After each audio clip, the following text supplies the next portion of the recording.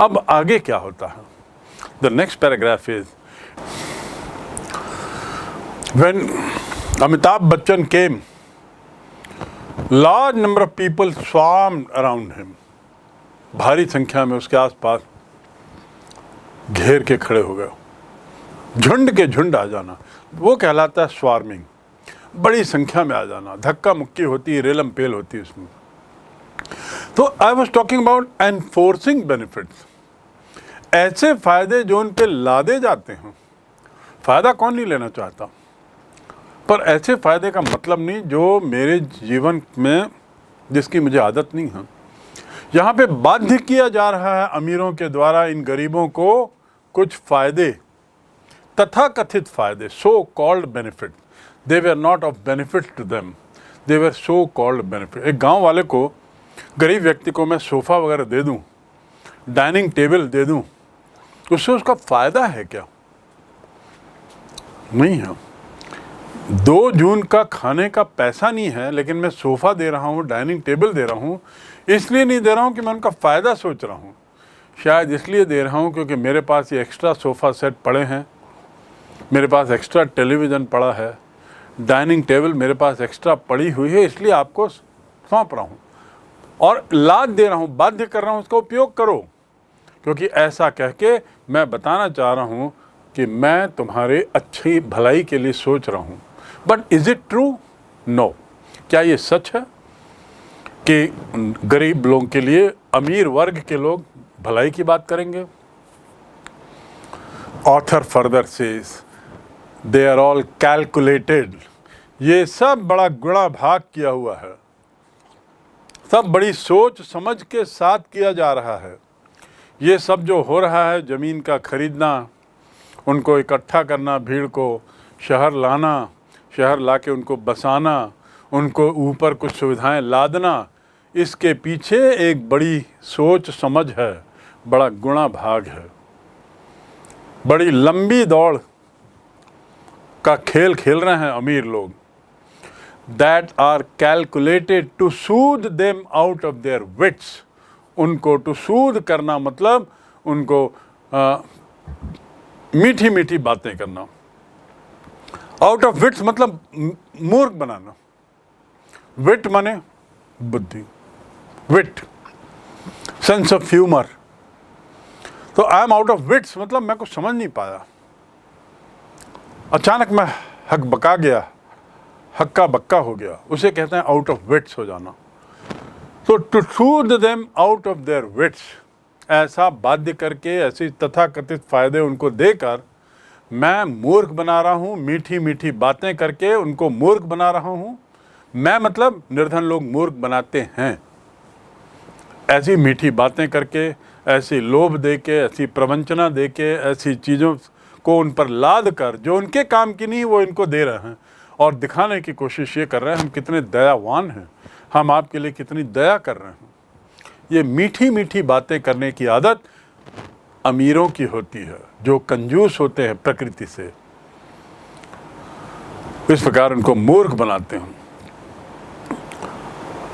इन्हें लाभ देने के लिए बाध्य करते हैं। और ये जो लाभ हैं ये बड़े योजनाबद्ध तरीके से, बड़े प्लान्ड तरीके से, in a very planned way, these benefits are thrust on them, these benefits are forced on them, and by doing that they make a fool out of these poor people, they make a fool out of poor people। इन लोगों को बेवकूफ़ बनाते हैं। they teach these rich people, the moneyed people, and by teaching them, the last line of this paragraph, as I said, to soothe them out, मतलब मीठी मीठी बातें करना, to very soothing to ear, your words are very soothing to my ears। तुम जो बोल रहे हो वो मेरे कान को बड़ा प्रिय लग रहा है, कर्ण प्रिय। The voice of Lata Mangeshkar is very soothing to the ears। The scene विहंगम, the scene of the mountain here is very soothing to my eyes. मेरी आंखों को बड़ा ठंडक पहुंचा रहा है, मेरे कान को बड़ा कर्णप्रिय हो रहा है। That is soothing, to soothe. तो यहां पर सूद के क्या हो रहा है? That are calculated to soothe them out of their wits. उनको मूर्ख बनाने, मीठी मीठी बातों से मूर्ख बनाया जा रहा है। And by teaching them how to sleep they sleep all day. इतना ही नहीं, ये शहर के लोग इनको ये भी सिखाते हैं कि कैसे सोया जाए।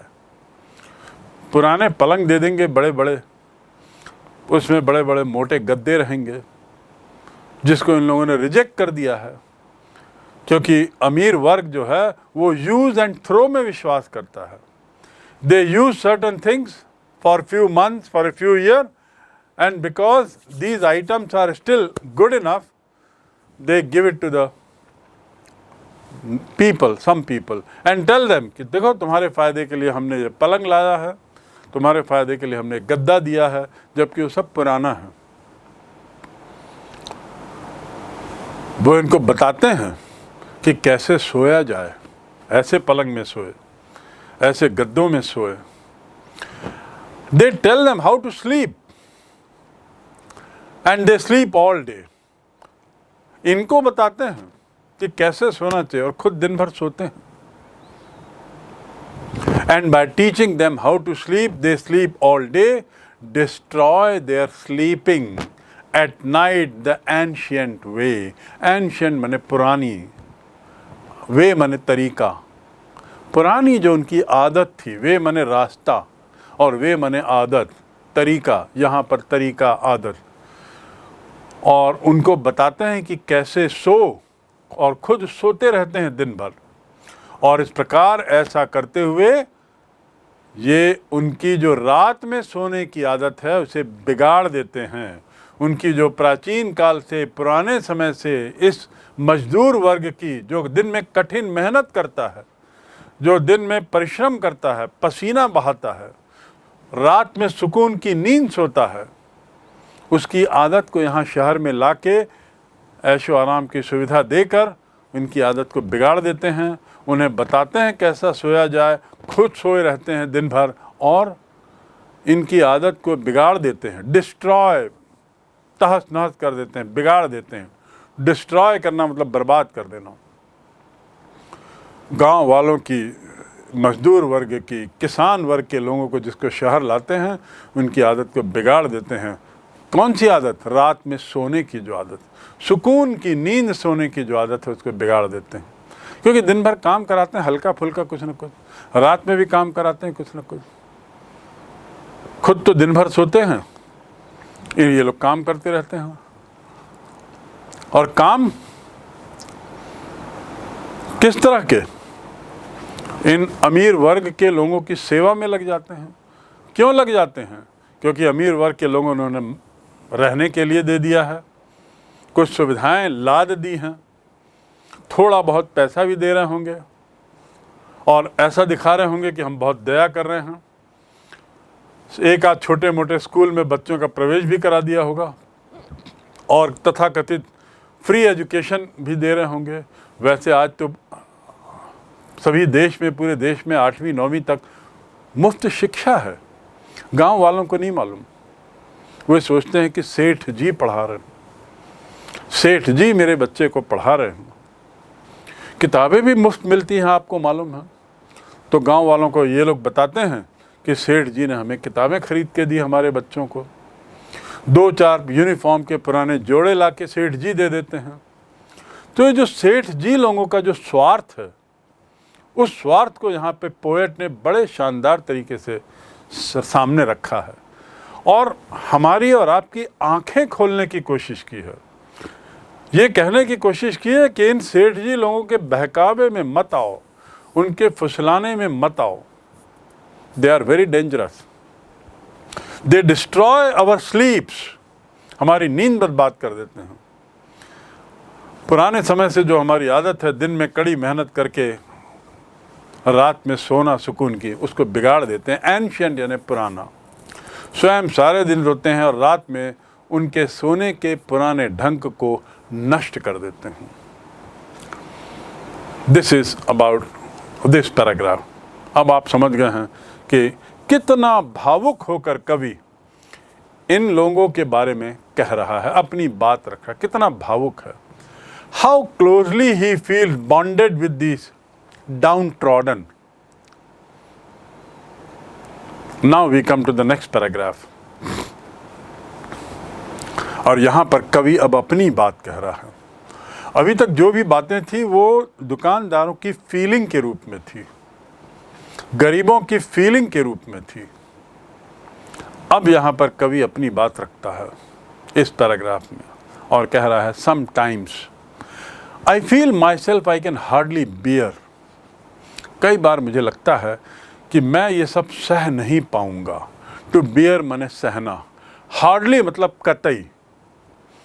आई कैन हार्डली टॉलरेट यू, मैं तुम्हें कतई बर्दाश्त नहीं कर सकता। आई कैन हार्डली क्लाइंब, मैं कतई चढ़ नहीं सकता क्योंकि मेरे घुटने में दर्द है। तो हार्डली मतलब कतई। I can hardly bear, bear माने सहना, बर्दाश्त करना। कभी कभी मुझे लगता है कि मैं ये सब बर्दाश्त कतई नहीं कर सकता। कवि कह रहा है, poet says I cannot beer, I cannot tolerate the behaviour of this. what I cannot tolerate, what I cannot cannot like the behavior of these Sethjis, rich people. Sometimes I feel myself I can hardly bear the thought of so much childish longing in vain. Childish longing in vain. What is the meaning of this? Childish क्या होता है? एक शब्द होता है childish और एक शब्द होता है चाइल्ड लाइक। ये दोनों का अर्थ होता है बच्चों जैसा व्यवहार। बच्चों जैसा, चाइल्ड से बना है दोनों शब्द। लेकिन चाइल्डिश व्यवहार बच्चों का वो व्यवहार जिसे अच्छा नहीं मानते। मेरा व्यवहार बच्चों जैसा हो तो सामने वाला सोचता है बच्चों का अच्छा गुण या बच्चों के बुरे गुण। रोना, गाना, चिल्लाना, नखरे करना, ये व्यवहार जो है वो चाइल्डिश व्यवहार है, जो नेगेटिव होता है। और जो बच्चों का अच्छा व्यवहार होता है, जिसे बच्चों के साथ जोड़ा जाता है, that is called childlike behaviour.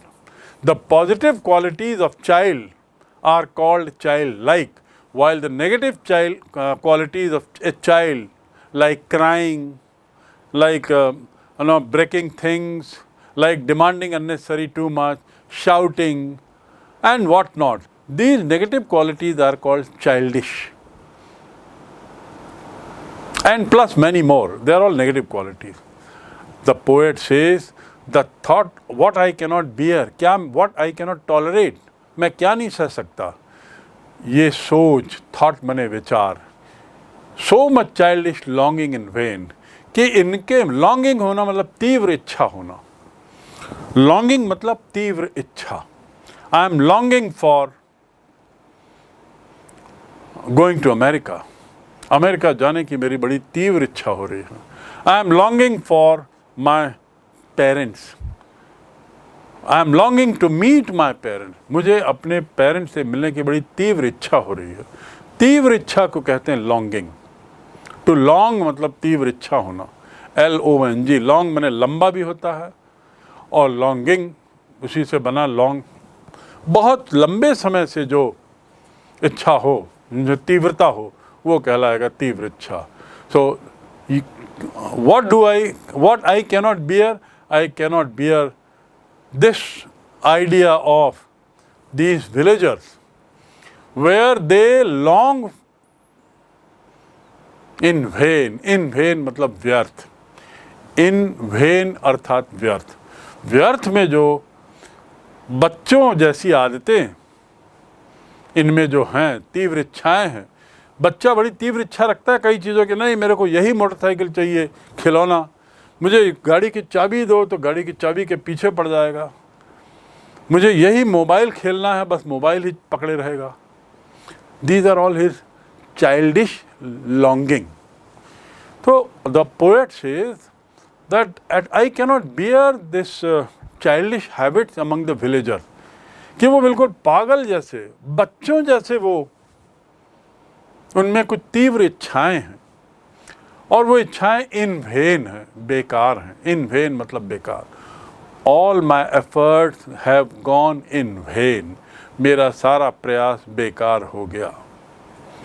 You are speaking to your boss all this in vain, तुम व्यर्थ में अपने बॉस को ये सब बातें कह रहे हो जिसका कोई मीनिंग नहीं निकलेगा बॉस के लिए।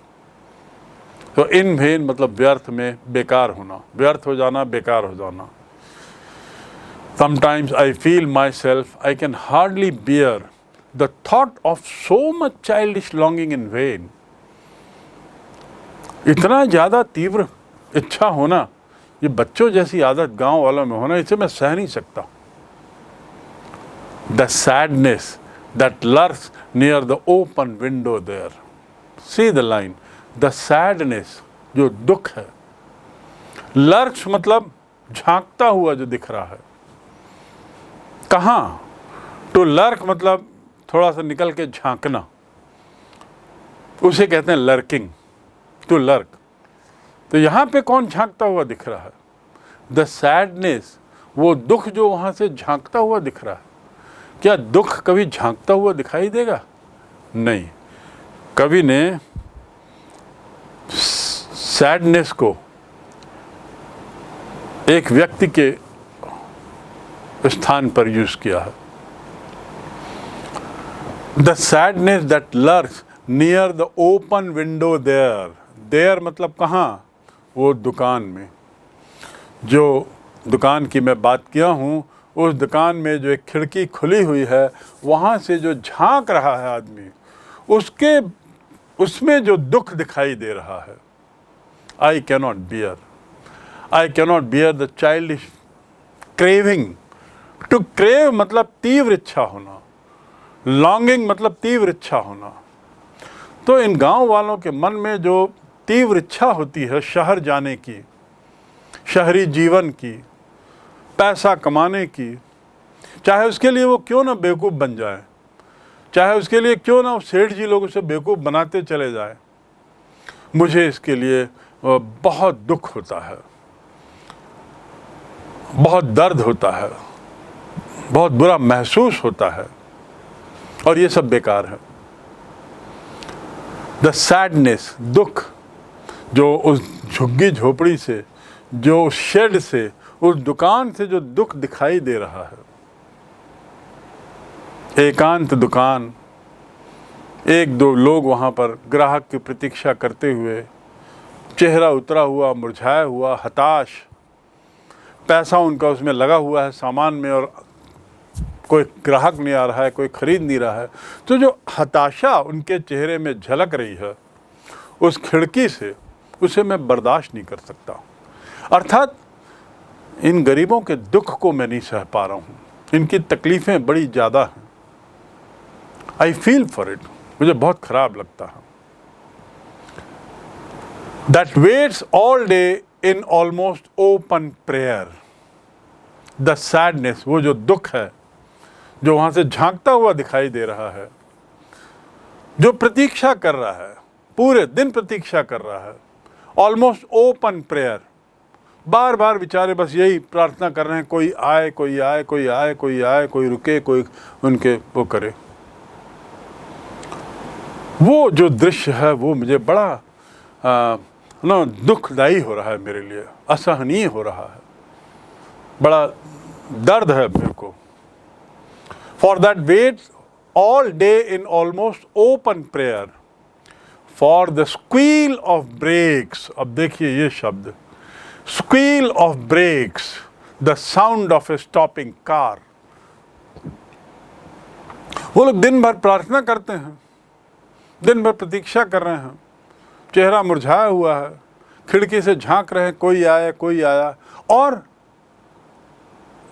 झांकते हुए वो देख रहे हैं कि कोई सी गाड़ी रुकी, उसकी आवाज़ आती है। काहे की आवाज़? Squeal of brakes. स्क्वील मतलब ब्रेक लगाने की जो एक आवाज़ होती है ना, तेज़ी से गाड़ी आ रही है और उसने ब्रेक लगाया तो उसकी आवाज़ जो आती है उसे कहते हैं squeal. Squeal of brakes. Brake की स्पेलिंग यहाँ देखेंगे, ब्रेक्स मतलब कार का ब्रेक, और इसकी स्पेलिंग BREAK नहीं है, BREAK माने तोड़ना। स्क्वील मतलब साउंड, जो किस तरह की आवाज़ आप समझ सकते हैं, गाड़ी के चै वाली जो आवाज़ होती है, तेज़ी से चलती है गाड़ी जब ब्रेक लगाती है तो जो आवाज़ आती है उसे स्क्वील कहेंगे। Squee for the squeal of brakes, the sound of a stopping car, एक रुकती हुई गाड़ी का ब्रेक लगाने का जो आवाज़ आती है। Of all the 1000 selfish car that pass, वो भी एक आध गाड़ी की आती है, हजारों गाड़ियाँ सेल्फिश कार्स, कार कभी सेल्फिश होती है? सेल्फिश कार मतलब सेल्फिश यानी स्वार्थी, mean. You are very selfish, तुम बड़े स्वार्थी हो यार, अपनी ही सोचते हो, अपना ही फायदा देखते हो। सेल्फ, उससे बना सेल्फिश, स्व की ही चिंता करने वाला। The one who thinks about himself is called selfish, the one who is not bothered about others is called selfish. So of all the 1000 selfish cars that pass, selfish cars का अर्थ होता है car में बैठे हुए selfish लोग। Poem में car का शब्द का उपयोग किया है,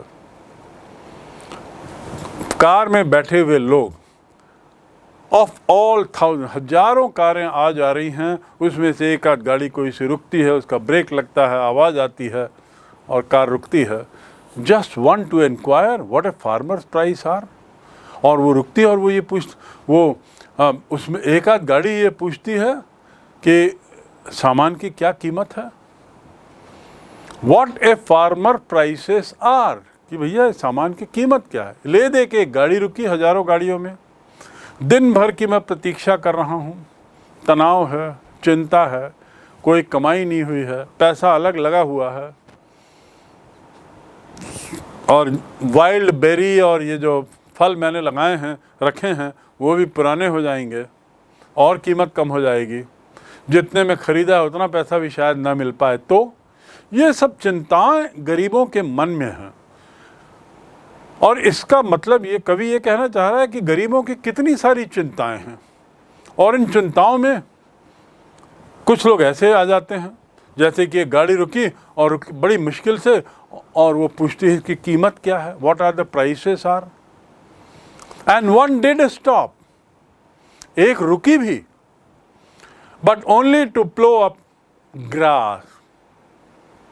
गाड़ी एक रुकी भी, अब कभी कहता है कि वो तो बेचारा प्रतीक्षा कर रहा है निर्धन कि कब कोई आए, कब कोई रुके, अर्थात सिंबॉलिज्म है, प्रतीक है।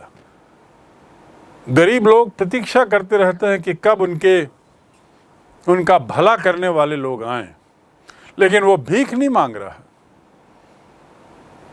वो मजदूरी कर रहा है, मेहनत कर रहा है, उसे उसकी मेहनत में की कीमत मिले, उसकी वो प्रतीक्षा कर रहा है। और जो हजारों कारें जिसमें स्वार्थी लोग हैं, दुनिया में जो हजारों स्वार्थी लोग हैं, वो सब आए चले गए। कोई हो सकता है एक आध पूछ भी ले कि ये सामान की कीमत क्या है, या एक आध पूछ भी ले कि तुम अपनी मजदूरी कितनी लोगे काम की। कभी कभी ऐसा भी होता है कि एक आध रुक भी जाता है, एक रुका भी। And one did stop, did stop मतलब क्या होता है, जोर दे के कहना कि हाँ एक रुका भी, स्टॉप्ड नहीं बोले। एंड वन स्टॉप्ड ऐसा नहीं कहा है कवि ने कहा है one did stop. I did go मतलब मैं गया था भाई, no you did not go, I did go. इसको ऐसा भी कह सकते हैं आई वेंट, वेंट के बदले आई डिड गो ज़्यादा जोर से, ज़्यादा असर्टिव है। I did eat mamma, don't doubt, mamma मैंने खाया है, शंका मत करो। जब ऐसा कहना होता है तो हम कहते हैं I did eat, I did go, I did sleep, I did take bath, I did brush. मैंने ब्रश किया है। मम्मी पूछती ना सुबह बच्चों को ब्रश किया कि नहीं किया, किया है, नो मम्मा आई ब्रश्ड। मम्मा फिर बोल रही हैं, देन आई से आई डिड ब्रश। जब जोर दे के बोल रहा हूँ तो ऐसा बोला जाता है। तो हाँ, ऑथर जोर दे के कह रहा है एंड वन डिड स्टॉप, और एक रुका भी, but only to plough up grass, लेकिन वो घास के ऊपर गाड़ी चला रहा, गाड़ी को रिवर्स किया, आगे पीछे किया तो उसमें घास को उखाड़ दिया उसने। To plough up grass, plough करना मतलब हल चलाना, खोद के निकालना। तो वो जो गाड़ी का जो टायर था उसके घिसने से घास निकल आई। In using the yard to back and turn around, yard मतलब वो जगह जो है उसमें गाड़ी को आगे पीछे करने के चक्कर में उस आदमी ने वहाँ की घास ही उखाड़ दी। ले दे के गाड़ी रुकी थी, कुछ नहीं किया उसने, बस गाड़ी को आगे पीछे किया, बैक एंड टर्न अराउंड, और मुड़ा, और उतने में उसने घास उखाड़ के चलता बना। एक और रुका था, and another one also stopped to ask the way to where it was bound. किस लिए रुका था? ये पूछने के लिए कि भैया ये रास्ता कहाँ जाता है, ये रास्ता कहाँ जाता है, ये पूछने के लिए एक रुका। दूसरा रुका, बड़ी स्क्रीचिंग साउंड से गाड़ी को रोका, गाड़ी आगे पीछे किया, कुछ घास को भी उखाड़ दिया उसके टायर ने, और चलता बना। कल्पना करिए, उस दुकान में इतना पैसा लगा के दिन भर की मेहनत आदमी वहाँ कर रहा है, खड़ा है, ग्राहक की प्रतीक्षा कर रहा है। हजारों गाड़ियाँ आई गई, कोई रुक नहीं रहा है। सब चमचमाती कारों में सेठ जी लोग हैं, अमीर लोग हैं। किसी को फुर्सत नहीं कि वो दुकान की ओर झांके, दुकान की ओर देखे। सब अपने मस्त चले जा रहे हैं अपने लक्ष्य की ओर। कितना दुख हो रहा होगा इन लोगों को, कितनी तकलीफ होगी, कितनी चिंता होगी, कुंठा होगी। और वहाँ पर एक रुकता है तो वो गाड़ी को ऐसा घुमा के निकल जाता है, घास उखाड़ देता है। दूसरा रुकता है तो वो पूछता है कि जनाब बताएंगे ये रास्ता कहाँ जाता है। And another to ask the way to where it was bound, and another to ask could they sell it a gallon of gas. अब एक तो हाइट हो गई, जिसे हिंदी में कहते हैं आप लोग एक हाइट, अरे बड़ी अति हो गई भाई। एक और गाड़ी आई, उसने पूछा कि क्या 1 गैलन गैस मिलेगी। विदेश में, अमेरिका में पेट्रोल से कार कम चलती है, गैस से ज़्यादा चलती है। और गैस का जो बेचने का यूनिट है, जैसे पेट्रोल का यूनिट लीटर है, like petrol is sold in litre, gas is sold in gallons. Gallon माने quantity of gas. 10 gallon means that much quantity of gas. So one car also stopped, one more car. And you know what he stopped for? To ask this poor man, to ask this very poor man, do you have gas? Can you sell me gas? Probably उसकी गाड़ी का gas खत्म हो रहा होगा. And now he is asking this poor man, can you sell me the gas? Can you please get me 1 gallon of gas? Imagine what a taunt.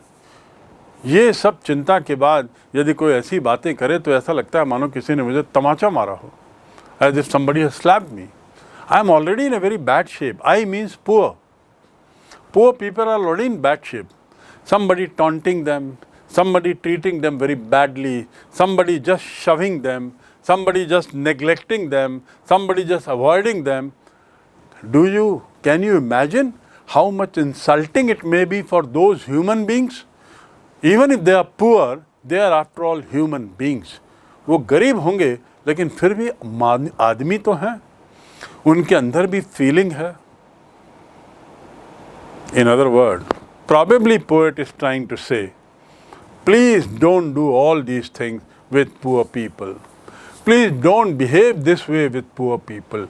Don't neglect them. Don't laugh at them. Don't show mercy on them. उन पे दया मत दिखाओ. Show empathy on them. Don't cut jokes on them. उन पे मजाक मत करो. उनको अनदेखा मत करो. उनकी दिक्कत को महसूस करो. That is what the author is trying to say. यहाँ पे एक आदमी आके मजाक कर गया कि क्या तुम्हारे पास 1 गैलन गैस है. उसके पास तो बेचारे के पास बहुत कम पैसा है, यहाँ गैलन गैस की बात कर रहा है. How could this rich man think that? Was he a kind of well-read, not well-read person, that he could not make out that this small shop may not have anything of gallon gas? और ये gallon gas की जब बात होती है, So these people get further annoyed. Can't you see that we have come from poor people? They couldn't, when these people ask, do you have a gas? Do you have gas? A gallon of gas? So these people reply, they don't. They can't. हमारे पास हो भी नहीं सकता. And then bracket again, this crossly. मैंने पहले भी बताया, क्रॉसली मतलब गुस्से में, क्रोध में, तीव्र क्रोध में वो अंदर ही अंदर बोल रहे हैं, मैं हमारे पास नहीं है, क्या तुमको दिखाई नहीं देता? They had none. नन मतलब बिल्कुल नहीं होना. नो वन का शॉर्ट बना नन, और नन मतलब बिल्कुल नहीं. दे हैड नन, उनके पास 1 गैलन की बात मत करो, कुछ भी नहीं है गैस के नाम से. डिडंट सी इट योरसेल्फ, क्या तुमको दिखाई नहीं दे रहा है? ऐसा उन्होंने कहा नहीं, पर अंदर ही अंदर अपनी भड़ास निकाल रहे हैं. As I told you earlier, the poor people don't speak much, they just keep eating their feeling. खुद ही फील करते हैं और खुद ही उसको जज्ब करते हैं, चबा जाते हैं. Such is the world. दुनिया ऐसी ही है, 2 खेमे में बटी हुई, अमीर और गरीब, जिनके पास सब कुछ है और जिनके पास कुछ नहीं है. ये कविता जो है उसी की दास्तान है. So now we come to almost end of the poem. No in country money the country scale of gain. No, in country money, the country scale of gain. Couldn't you see that we have none? No gas? And then they further say, नहीं है हमारे पास. Country money क्या होता है? What is the meaning of the word country here? याद रखेंगे, country का एक अर्थ है देश, और country का एक अर्थ होता है गांव. Country माने गांव. Country side मतलब गांव. I live in a country side मतलब मैं गांव में रहता हूं. तो पोएट ने यहाँ पर कंट्री साइड का साइड शब्द हटा दिया और कंट्री वर्ड को यूज़ किया है, इसका अर्थ गांव है. The poet has used the word country here for village. No in country money the country scale of gain.